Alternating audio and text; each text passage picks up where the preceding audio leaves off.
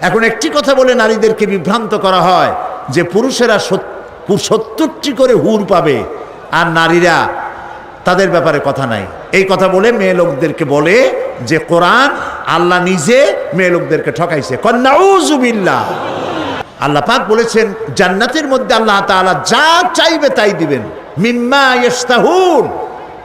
যে মেয়ে লোক জান্নাতে যাবেন তার স্বামী যদি জান্নাতি হয় তাহলে তাকে তার স্বামীকেই দিয়ে দেওয়া হবে। হুরের এক অর্থ, হুরের অনেক অর্থ আছে। এক অর্থ সাথী। এ সাথী বিপরীত লিঙ্গের যেমন পুরুষ পাবে, মেয়ে লোকও বিপরীত লিঙ্গের সাথী পাবে।